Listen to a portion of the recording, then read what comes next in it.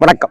விடுதலை பாகம் 2 வந்து வெற்றிகரமா ஓடிட்டு இருக்கு. இன்னும் வெற்றிகரமா ஓடிட்டு இருக்குங்கிறத தாண்டி வெற்றி மாறனுடைய படங்கள் எல்லாமே வெற்றி படங்களாகவும் தாக்கத்தை ஏற்படுத்தக்கூடிய படங்களாகவும் தான் தொடர்ந்து நான் பார்த்துட்டு இருக்கிறேன். இந்த விடுதலை 2வை பார்த்துவிட்டு கடந்த ரிலீஸ் அன்னைக்கு பார்த்தேன். இந்த வெள்ளி சனி ஞாயிறு திங்கள் அப்படின்னு இந்த நாட்கள்ல நான் பார்த்தது ஆடுகளம் படத்தையும் பொல்லாதவன் திரைப்படத்தையும் முக்கியமா விசாரணை படத்தையும் விடுதலை பாகம் 1ஐயும் நான் திரும்ப திரும்ப பார்த்தேன். நான் அப்படி பார்க்கும்போது வெற்றிமாறன்கிறவரை ஒரு சாதாரண டைரக்டரா ஒரு கமர்ஷியல் ஒரு சீசாவுக்குள்ளாரெல்லாம் அடைக்க முடியாத ஒரு ராட்சசனா தான் நான் பார்க்கிறேன். நான் உள்ளது உள்ளபடி சொல்றது அப்படிங்கிறது ஒண்ணு, உண்மைக்கு பக்கமாகவே இருப்பது ஒண்ணு. விடுதலை பாகம் 2 திரைப்படத்துல வாத்தியார் அப்படிங்கிற புலவர் கலியபெருமாளுடைய வாழ்க்கை, அந்த அவருடைய நிஜ வாழ்க்கையை தான் இதுல கதாபாத்திர தன்மையா அப்படி சேர்த்து வைத்திருக்கிறார். அப்படிப்பட்டவர்கள் அந்த உண்மைக்கு நெருக்கமாக மக்களுக்கு நெருக்கமாக இருக்கிற கதைகளையும் அந்த மாந்தர்களையும் அந்த மறைக்கப்பட்ட சரித்திரங்களையும் ஆவணப்படுத்துறதுல வெற்றிமாறன் சார் இன்னைக்கு இந்தியாவிலேயே வேற எந்த டைரக்டரும் இல்லை அப்படின்னு தான் நான் சொல்லுவேன்.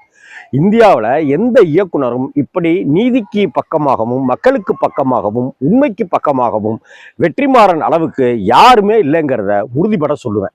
வெற்றிமாறன்கிறவரை அவருடைய அந்த கான்ஷியஸ் அவருடைய கதைக்களம் எல்லாமே ஏதோ ஒரு நீதியை தேடுகிற ஒரு பயணமாகவே அதை நான் பார்க்கிறேன். நான் இந்த விடுதலை பாகம் 1ஆகட்டும் இல்லை இப்போ வந்திருக்கிற விடுதலை பாகம் 2ஆகட்டும் இப்படித்தான் தமிழக அரசியல் பொருளாதார சமூக சீர்திருத்த இந்த வரலாறுகளை எடுத்து பார்க்கும்போது புலவர் கலியபெருமாள் அப்படிங்கிறவுடைய வரலாறு நமக்கு திரித்து சொல்லப்பட்டிருக்கிறது அல்லது மறைத்து சொல்லப்பட்டிருக்கிறது அல்லது அந்த சரித்திரத்துக்கு மேல ஒரு முகமூடி போர்த்தி நமக்கு சொல்லப்பட்டிருக்கிறதா தான் நான் பார்க்கிறேன். இந்த படத்துக்குள்ளார அந்த அத்தனை விஷயங்களையும் உடைத்து ஒரு போராளி என்பவர் எப்படி உருவாகிறார், யாரால் உருவாகிறார், எது அவரை போராளி ஆக்குகிறது அப்படிங்கிறத இந்த இவ்வளவு லேயரான டீட்டெயிலோட வெற்றிமாறன் அளவுக்கு எந்த இயக்குனரும் சொல்லலைங்கிறது தான் இந்த விடுதலை பாகம் 2னுடைய தனித்துவம், முக்கியத்துவம், மகத்துவம். இந்த படத்துல பார்த்தீங்கன்னாக்க ஒரு பக்கம் அந்த ரயில் விபத்துக்கு நீங்க ஒரு காரணம் சொன்னீங்க இல்லையா, அதை உண்மைன்னு மக்கள் நம்பினாங்க இல்லையா, அதுக்கு நான் ஒரு உண்மையை சொல்றேன், இப்ப கேட்டுக்கோங்க அப்படின்னு சொல்லி அந்த மருதையாற்றினுடைய அந்த ரயில் வெடிகுண்டு விபத்து பத்தி அந்த அன்னைக்கு என்ன நடந்ததுங்கிறத பத்தி சொன்னதுங்கிறது நிஜம், மறைக்கப்பட்டது. அந்த வெடிகுண்டு வெடிக்கட்டும்னே அன்னைக்கு இருந்த ரயில்வே அதிகாரிகள் முடிவு செய்தார்கள், அரசு எந்திரங்கள் முடிவு செய்தன அப்படிங்கிறத தான் உண்மையான விஷயம்.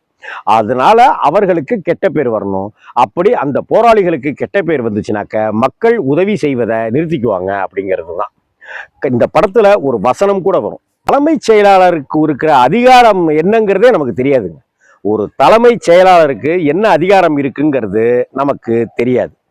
ஒரு தலைமைச் செயலாளர் இருந்து கொண்டு ஒரு பக்கம் அரசியல் தலைவர், அந்த எம்எல்ஏக்கள், அமைச்சர்கள், முதல்வர் அப்படிங்கிறவங்களையும், இன்னொரு பக்கம் ஒவ்வொரு மாவட்டத்தில் இருக்கிற அதிகாரிகளையும் காவல்துறையினரையும் எப்படியெல்லாம் அவர் பம்பரமாக சுழற்றி வேலை வாங்குகிறார் அப்படிங்கிற விஷயத்தையும் இந்த படத்துல ஒரு தலைமைச் செயலாளரை சுட்டி காட்டியது போல எந்த திரைப்படத்திலும் ஒரு செக்ரட்டரியினுடைய சீஃப் செக்ரட்டரியினுடைய பங்கு என்னங்கிறத தெளிவா சொல்லவே இல்லை. இந்த படம் அப்படி சொல்லியிருக்கு. ராஜீவ் மேனன் அந்த தலைமைச் செயலக அதிகாரியாக வாழ்ந்திருக்கிறார். அந்த இடத்துல ஒன்று சொல்லுவாங்க, பெருமாள் அப்படிங்கிற கொண்டுட்ட செய்தியை சொல்லிடலாமான்னாங்க. அதெல்லாம் சொல்ல வேணாம், அப்படியே விட்டுருங்க, பெருமாள் உயிரோட இருக்காரு, வருவார்னு மக்கள் நம்பிட்டே இருக்கட்டும். அப்படி மக்கள் வருவார் பெருமாள் வருவாருன்னு நம்பிட்டே இருந்தாதான் இன்னொரு தலைவர் ஒருத்தன் உருவாகாம இருப்போம் அப்படின்னு சொல்லுவாங்க. கிட்டத்தட்ட இதுதான் இலங்கை விஷயத்துல நடந்தது, தமிழ் ஈழ விஷயத்துல நடந்தது. விடுதலை புலிகள் பிரபாகரன் இறந்துட்டாரா இல்லையா அப்படிங்கிற ஒரு குழப்பமும் ஒரு கேள்வியும் ஒரு சர்ச்சையும் ஒரு சந்தேகமும் இன்னைக்கும் நமக்கு இருக்கு. அப்படி இன்னைக்கு வரைக்கும் அதை மெயின்டைன் பண்ணிட்டு இருக்கிறதுனாலதான் அங்கே ஒரு யுத்தம், அங்கே ஒரு அடுத்த கட்ட போராட்டம் அப்படிங்கிறதுக்குள்ளார இன்னும் மக்களால வர முடியல. இதுதான் ஒரு அரசியல் கட்டமைப்பு, அரசியல் எந்திரத்தோட சூழ்ச்சி பின்னல்கள். இதை போலேர்னு சொன்னது வெற்றிமாறன் அவர்கள் தான். இன்னைக்கு அந்த வெற்றிமாறன் அவர்கள் இசைஞானி இளையராஜா அவர்களோடு இணைந்து விடுதலை பாகம் 1 கொடுத்தாரு, இப்ப 2 கொடுத்திருக்கிறாரு. இன்னைக்கு அந்த டீம் போய் இளையராஜாவை சந்தித்து வாழ்த்துக்கள் பெற்று வந்திருக்கிறாங்க. இது எல்லாமே ஒரு பாசிட்டிவ் எனர்ஜி. இன்னைக்கு நம்ம இளையராஜா அவர்களை பத்தி என்னென்னமோ சொல்லிட்டு இருக்கிறோம். ஆனா இசைஞானி இளையராஜா அவர்கள், அந்த குடும்பத்தினர், பாவலர் வரதராஜன், அவருடைய அண்ணன் பாவலர் வரதராஜன், இவர்கள் எல்லாருமே ஒரு காலத்துல கம்யூனிஸ்ட்ல தீவிரமாக ஈடுபட்டவர்கள் அப்படிங்கிறது நமக்கு தெரியுமா என்னங்கிறது தெரியல.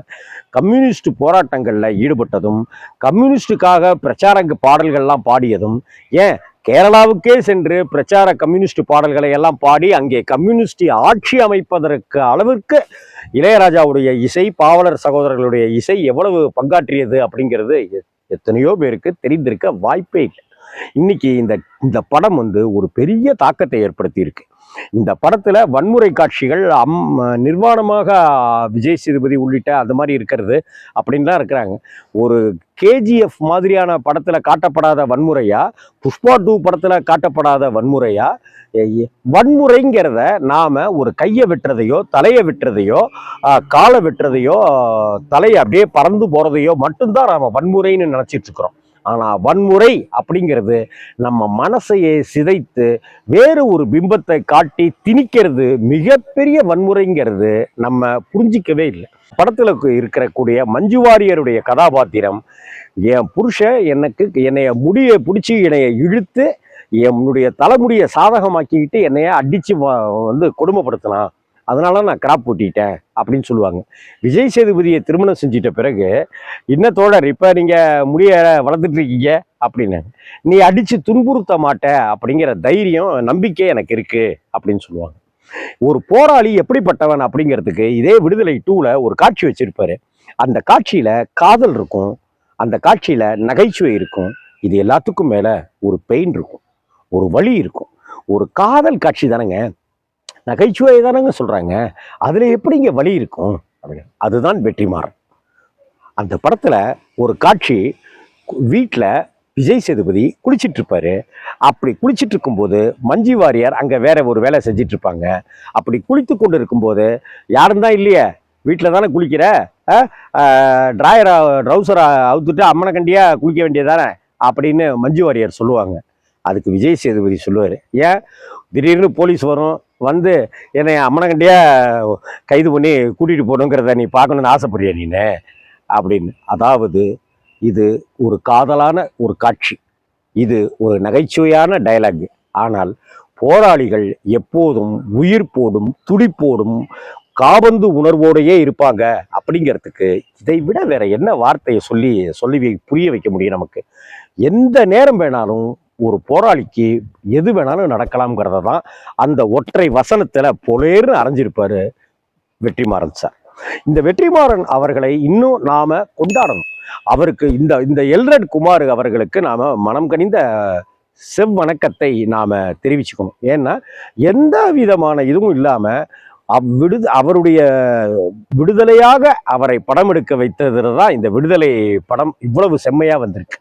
இல்லாட்டினா இப்படி போடுங்க அப்படி போடுங்க, ஒரு குத்துப்பாட்டு வேணும், ஒரு ஐட்டம் டான்ஸ் வேணும், புஷ்பா 1ல் அப்படி ஒரு ஐட்டம் டான்ஸு, அதே போல இப்போ ஒரு ஐட்டம் டான்ஸை போடுங்க, அதில் இதுவா இதில் இது அப்படின்ட்டெல்லாம் போட்டுக்கிட்டு ஒரு மிக்சிக்குள்ளார போட்டு அரைக்காம வெற்றிமாறனை மிக சுதந்திரமாக எடுக்க விட்ட இந்த தயாரிப்பாளருக்கு நம்மளுடைய செவ்வணக்கத்தை தெரிவித்துக் கொள்ள வேண்டும். விடுதலை 2 பார்த்தீங்கன்னாக்க உங்களுக்கு ஏற்படுகிற தாக்கம்ங்கிறது உங்களை தூங்க விடாமல் செய்யும். இது மாதிரி மறைக்கப்பட்ட நம்மளுடைய தமிழக அரசியல் சமூக சீர்திருத்த அந்த வரலாறுகளை நாம தேடி தேடி பார்க்க சொல்லும், தேடி தேடி படிக்க சொல்லும். இன்னைக்கு இருக்கிற போராளிகளுக்கு அட்லீஸ்ட் குறைந்தபட்சம் ஒரு 25% நாம அந்த போராளிகளை மதிக்கணும் அப்படிங்கிற ஒரு உணர்வுக்கு இந்த படம் கொண்டு வந்து கொடுத்திருக்கிறது. இன்னைக்கு இருக்கிற போராளிகளை நாம மதிக்க தொடங்கிறது தான் இந்த விடுதலை 2 நமக்கு உணர்த்தி கொடுத்திருக்கிற ஒரு பாடம். அந்த புலவர் கலியபெருமாள் அப்படிங்கிற அந்த போராளியை பற்றியும், அந்த கலியபெருமாள் கதாபாத்திரம் கிளைமாக்ஸ்ல அப்படி இருக்கும்போது அந்த காட்சியை பார்த்துட்டு ஒரு நிமிடம் கதிகலங்கி கண்ணீர் வந்துருச்சு எனக்கு. அந்த கண்ணீர் கதையினுடைய நாயகன் விஜய் சேதுபதி இறந்துட்டாரு அப்படிங்கிறது மட்டுமா? அந்த புலவர் கலியபெருமாள்ங்கிறவர் இறந்துட்டாருங்கிறதா? புலவர் கலிய பெருமாள் அப்படி இறக்கலையே. அவர் சிறைவாசம் சென்று சிறையிலிருந்து மீட்டெடுக்கப்பட்டதுக்கு ஒரு பெரிய வரலாறு வந்து அதற்கப்புறம் நோய்வாய்ப்பட்டு அப்படித்தானே இறந்து போனாரு. ஆனால் அந்த கிளைமாக்ஸ் காட்சியில வெற்றிமாறன் நமக்கு இன்னொரு தகவலையும் அதுக்குள்ளார கோர்த்து கொடுக்கிறார். அதுதான் மேதகு பிரபாகரன் அப்படிங்கிற மாபெரும் தலைவருடைய அந்த மரண பின்னணி.